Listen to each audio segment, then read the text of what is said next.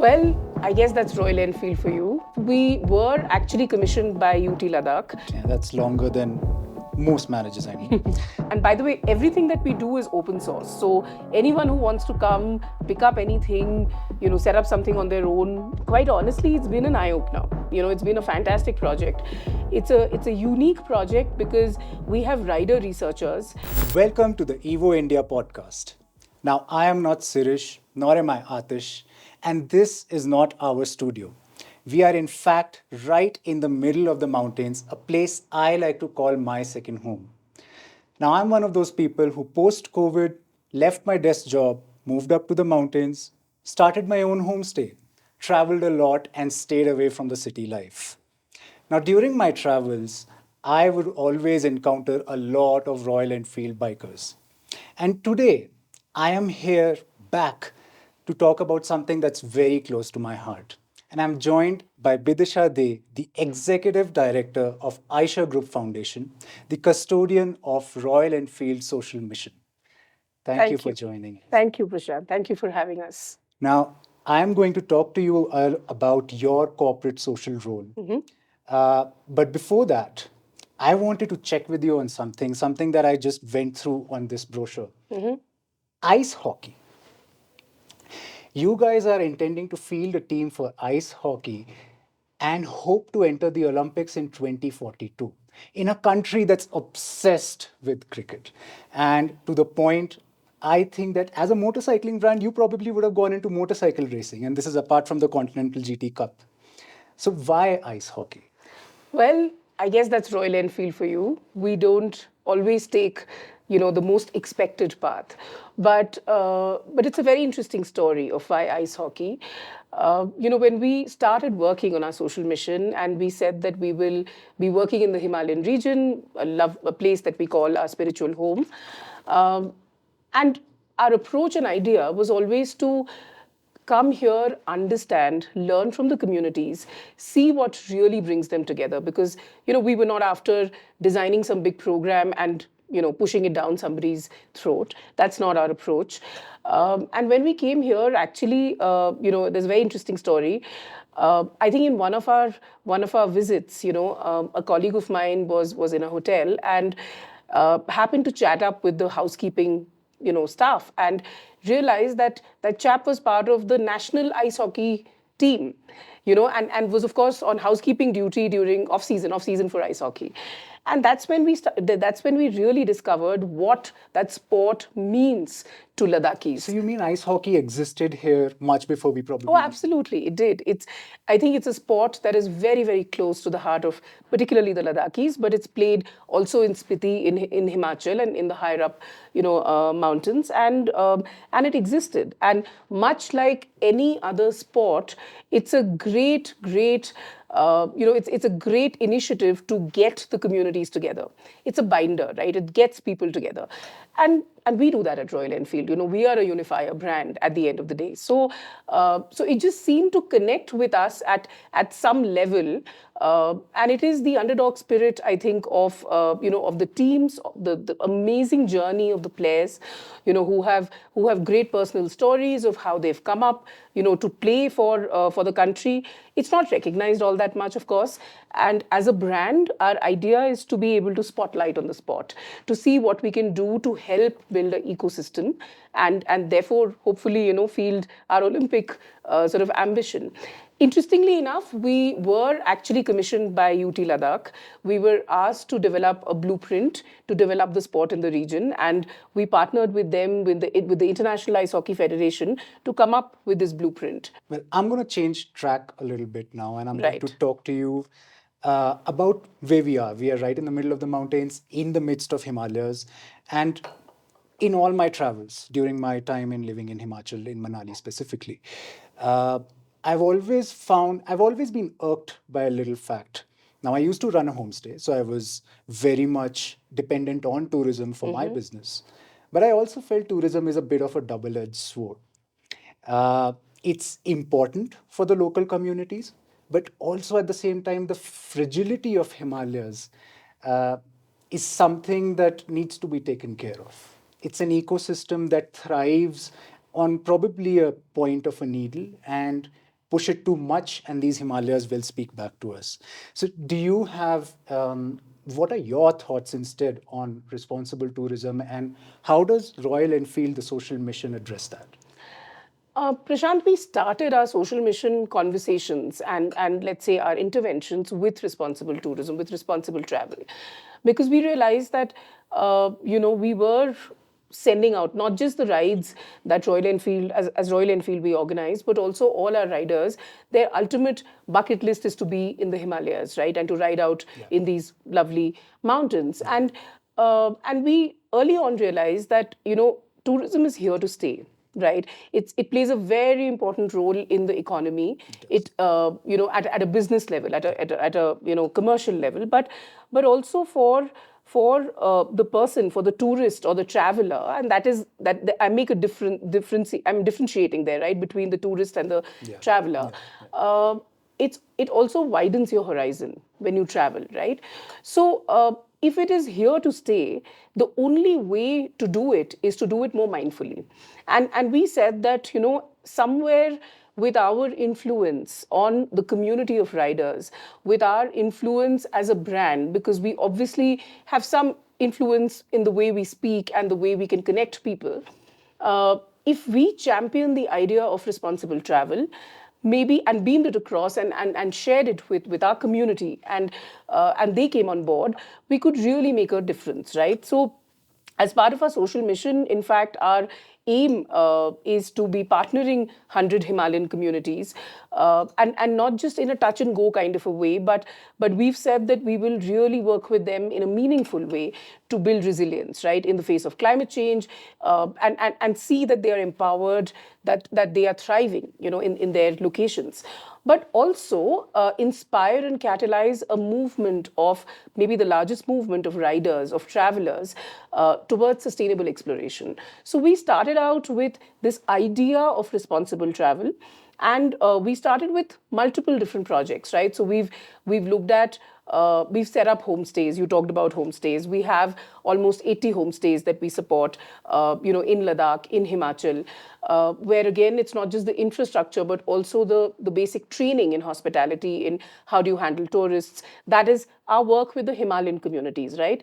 We support a lot of solid waste management projects, because as you travel, you will see the problem of waste. And again, given the accessibility issue, the remoteness of these locations, whether in the Western Himalayas or in the east, in Arunachal, and in many different places, it's difficult to get that waste back. There's no recycling unit and all of that, right? So we support a lot of solid waste management projects in these regions. I would imagine that's something that the government would probably want to do more. The government does. We partner with the government in many projects, but as a private player, I guess you are able to also project manage and set up models which are up there for, they're out there for anyone to pick up and follow. And again, of course, we look at a break even, when we get into projects, because we don't want to be in a position where if we leave tomorrow, the project collapses. So we've just inaugurated water filters. In fact, 2 days back on World Environment Day,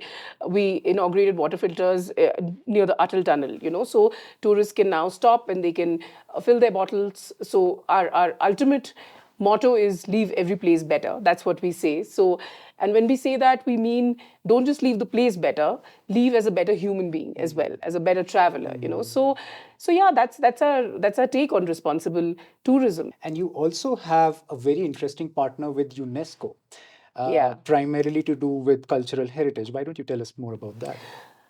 Well, that's a lovely partnership. Super proud of that one. I think, when we were in conversation with UNESCO, again, as part of our explorations, in the Himalayas, and looking at what projects to pick, etc. And UNESCO is globally very, very big on intangible cultural heritage, right? This is a living heritage which is passed from generation to generation. And so obviously it's not always documented. It's not like a heritage monument or something which is built heritage, right? This is what is passed from generation to generation. Hopefully, it's a knowledge that resides within the communities. And UNESCO globally believes that even the key to mitigating climate disasters, for instance, is in intangible cultural heritage, right? So, and interestingly, when as a brand, when people come to Royal Enfield, of course, what they are buying is a tangible product. It's a motorcycle or whatever, a piece of accessory or apparel. But the reason they're buying it is the intangibles, right? So somewhere we really understood what is the value of intangible cultural heritage, right? We are no I mean, we are not sociologists or academics, I mean, there are experts out there, but I guess intuitively we understood what does this mean? What is living heritage? The Royal Enfields are passed from generation to generation. There's a pride of ownership. There are stories, and that's how the brand has also sort of become what it has become.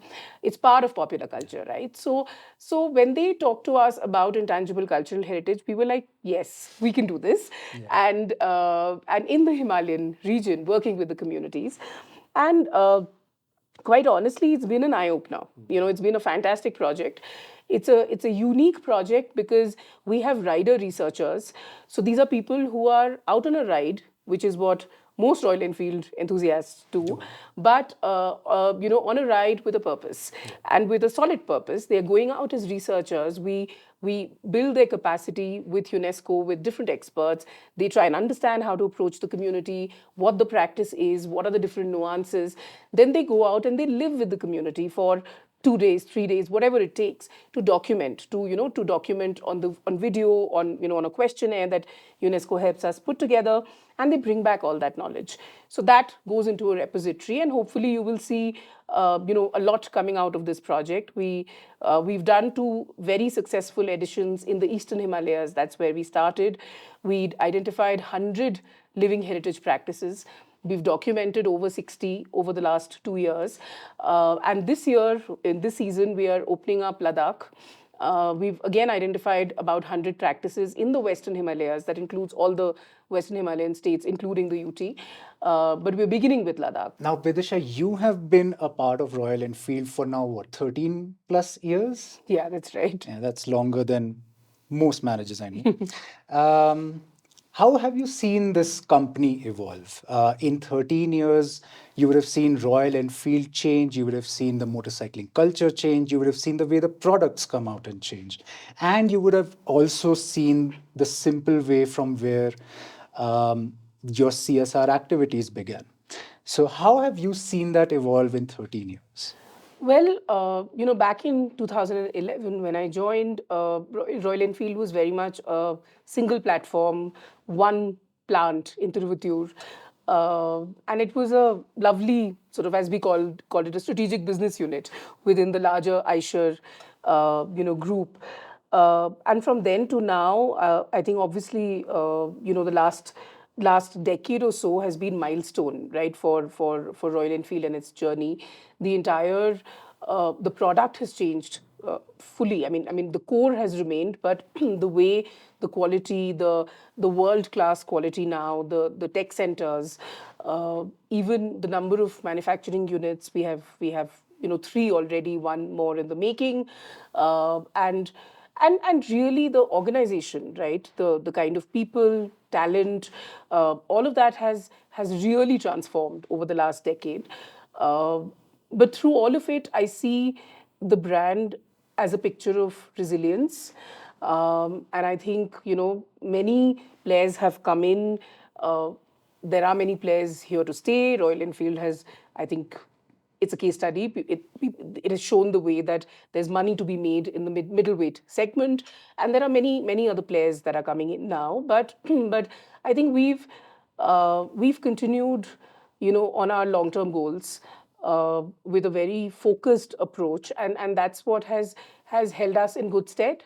So yeah, I mean, similarly, I mean, you talked about the motorcycling culture as well. Of course, Royal Enfield pioneered the whole leisure riding segment, right? I mean, coming to the Himalayas, the Himalayan Odyssey, all of that. Now, in the age of Google Maps, the routes are there for anyone to explore. But I guess the question is, what next? How do you sort of evolve that experience? And that's where a program like the Great Himalayan Exploration, the partnership project with UNESCO that I was talking to you about, sits, right? How do you now create a differentiated experience?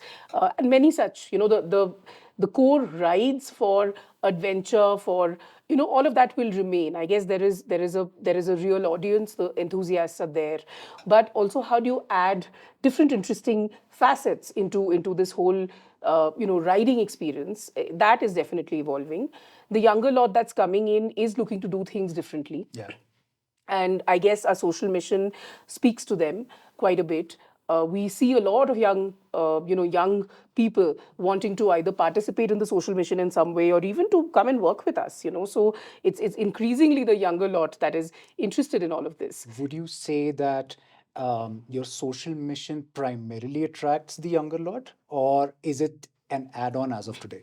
It's an add-on, definitely. I mean, there is. I don't think the brand has its own charm, right? And brand Royal Enfield, and I guess that's also because it's not. I mean, there's something very authentic about the brand, right? I mean, there's something which is not a copy or a Me Too kind of a situation. So that definitely has its own charm. But the social mission is really looking at the world of Royal Enfield through this lens, right? So it's a definitely an added sort of narrative, or it's an added experience, let's say. So when the social mission was probably being formulated back in your offices, Yeah. uh, what were the brand values that you picked up from Royal Enfield, the core brand, and how did you transfer them to the social mission and probably even vice versa as of today? Look, at the core of the social mission are the communities, right? And Royal Enfield is one of those brands that has enjoyed the love of the community very organically. So I guess that's the meeting point, right? And so therefore, within the brand Royal Enfield, I guess they we know how to work with communities, and how to work with them on an equal footing in a very organic kind of a way. So that definitely translates into the social mission. Resilience is the other thing, to be long term oriented, to continue to do your thing, to look at everything, to learn, but to continue to inform your work with all the different perspectives, but then to continue working on what you have decided to take up was definitely one of the other values. And again, I would say that travelers, riders are very much at the core of the social mission as well. Our idea in the social mission is to, like I was mentioning to you, to really spark a movement of travelers and riders in sustainable exploration, and Royal Enfield is about exploration. So, in that sense, this is the idea of the social mission, and how we have framed it, how we have designed it. It really stems from the brand. Which actually perfectly brings me to my next question. A lot of our viewers actually are riders out there. A lot of Right. them are enthusiastic travelers. I have always felt that riding is as much a responsibility as it is a joy. So is driving, but considering we are speaking about riding today, it's a responsibility towards yourself as well as the other road users. And as a country, I'm sure you would agree, we are yet not there when it comes to that responsibility being ingrained in a person. I've Right. seen people, especially in the Himalayas, and we are sitting in Ladakh, by the way, a lot of riders from different brands, different facets, different places across the country, they come up here sometimes without gear, sometimes without even a helmet, sometimes being a little irresponsible with the way they ride. And road safety is a big, big aspect, at least in my mind, because I've seen some ugly accidents in being involved in some as well. How do you see road safety, and what does Royal Enfield Social Mission have with respect to road safety initiatives? See, firstly, I think in the rides that we organize, safety is paramount, right? I mean, you will not find anyone who's without proper riding gear on a Royal Enfield ride. Having said that, uh, obviously, as part of our social mission, road safety is big for us as a theme, and our take on road safety is really to talk about helmets, because when we were studying everything that leads to safe riding, we realized, and we can't focus on 10 things, right? So we decided, or we figured that it's really the helmet that can play a, again, it can be a, there are many different aspects, but if you wear a helmet, That is one of the biggest things that will help you save your life in the case of a crash or a fall or whatever. So therefore, our road safety initiative is called Helmets for India. It's a very interesting take on helmet safety, where we work with the artist collective. We paint on helmets. We use art to communicate, to people the message of safety. And again, it's a fun thing to do. It's not a very preachy way of saying wear your helmet. We've seen many campaigns, as we were growing up, about the importance of wearing a helmet, and the fact is that everybody understands that they should, right? But our idea is to make helmets cool, to make it a talking point, to get people to bond on wearing helmets, personalize it. So Helmets for India is our road safety initiative. It's an artist collective, and we had a big show at Motoverse, where we had displayed a lot of helmets. People came in, they were painting their helmets, they were talking to artists, and generally they were able to bond on the whole topic of safety without it being very preachy, which we have realized doesn't work. Right. So that's our road safety initiative, and we are, as part of taking the message forward. There are several road shows that we keep doing. We are also now look out for One Ride this year, because One Ride this year is going to stand for road safety. So that's our annual property, and These helmets, are they on sale, or are they probably a part of the artist yeah, collection? yeah, they are part of the artist collection, and you can personalize your helmet. We do have plans to, there are many plans on the programming part of it. So, several artists, limited edition collections, auctioning them for supporting the road safety victim, road accident victims, etc. So yeah, that's out there for Helmets for India. So where do people go to buy these helmets? If say somebody is looking at this podcast and they want to buy one of these helmets, where can they go? I mean, that will be the regular Royal Enfield, store.royalenfield.com. That's where you will be able to access any of our helmets, so And to where say. do they get them personalized, the way you said? Well, we have these events, right? We have these events where artists come in and you can bring your helmets. You can either buy one or you can just bring your helmet and we can help you personalize it. Yeah. Oh, lovely. Something about CSR campaigns that I've always wondered is that in all my time in various companies, they tend to lack continuity. They sometimes lose focus, or the people who are working there are already filled in their bandwidth with their core jobs, that this becomes a side job. Do you feel that's a challenge with Royal Enfield, and do you see there's a way out of it for yourself? Well, let me start by telling you that at Royal Enfield and the parent company, Eicher Group, Eicher Motors Limited, we've always been long-term oriented, right? Much before the Companies Act came in and mandated a 2%, Eicher has had social programs that we have supported. Some of our programs are 3 decades old, and we continue to support them. But coming specifically to the social mission, we decided to form an entity, which is Eicher Group Foundation. It's a separate legal entity, which is the implementation arm for the entire CSR mandate. And that was done primarily because to address this, right? Because we realize that you can have grand plans and you can have interesting ideas, but if you don't man them properly, if you don't have resources and people who are dedicatedly working on those plans, it's never going to get delivered, right? So for us, because we are in this for the long term, we have a lovely team that we have built over the last few years at the foundation. Of course, I have my experience in Royal Enfield, but now I do this full time. This is my career, and it's not a side gig like what you said, right? So, and we have teams actually now across the Himalayan region. We have people from the community, local teams on ground who help us with the implementation. We have people sitting out of the corporate office. And it's an interesting mix of Are you people. saying you have a team dedicated towards the foundation with you? Absolutely. We have 35 plus people in the foundation, and a very strong set of partners, over 200 partners that we work with. So, obviously, this is no side business, side thing for us. And for us, we decided to go not in monetary terms. In monetary terms, I think the 2% for now is a substantial, thanks to Royal Enfield doing so well. We have enough funding, so to say. But really, the how do you leverage that 2% to build something which is much more than just, let's say, planning and implementing a program on ground. How do you spotlight on the stories? How do you think of it more holistically, more strategically? All of that is done because we have a very strong team now at the foundation. Is it safe to say that pretty much all the initiatives with Social Mission are your babies, are your vision? Yes, considering I sort of started thinking about it from day one, the social mission.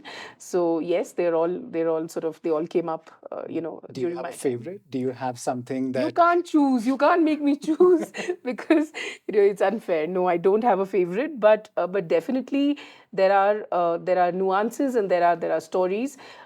Being a woman, of course, I realize how much of the work that we do is with the women in the community.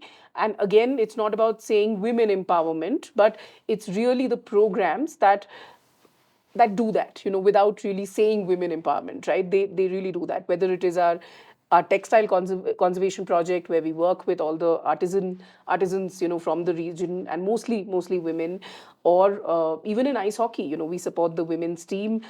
We support the sport per se, but the women's team again, and the youth, really, because all our sort of fellowships are for the indigenous, for the youth from the Himalayan region. So yeah, there are interesting sort of tenets and interesting stories within the programs that are of course special. you have a lot of initiatives? I want to ask for our viewers, what can they do? In fact, what should they do? Because they're all travelers, they're all coming up here, and ecosystem is something that they should look after as well. I am a great believer in that. So, what should they do, and how can they be a part of your initiatives? Well, firstly, you could follow us on Instagram, on our handle, on our social mission handle, to know what we are doing. All our programs have been designed in a way where we have enough room for active participation, particularly for our rider community out there, whether it is more pronounced in the way of a UNESCO partnership, which is a ride, which has a ride component, a big ride component, or whether it is the Helmets for India program, which is about safe riding, or you could even purchase, a Himalayan knot apparel, which is where we work with, like I said, the artisan communities, it's a conservation project around textile. We work to conserve the pastoral lands, and it's many different things going on there. So, or if you're on a big ride, particularly in Ladakh, stop by at Kharu and savor some of the lovely local delicacies, which are, and this facility, by the way, is managed by the self-help group, from the village, the group of women who manage this. So there are many ways of actually actively participating in our social mission. Which segues me perfectly to what I wanted to ask you at last. We did not mention this throughout the podcast, but we are in Camp Kharu, which is about an hour outside of Leh. Uh, I've read a lot about it in your brochure, but why don't you tell us what is this place? This is a green pit stop. It's a pit stop essentially, right? So most of the riders, they would come into Leh and they acclimatize, and then they are riding out, right? So whether you're going to Pangong or Somoriri, you do end up crossing Kharu Junction, which is where we are.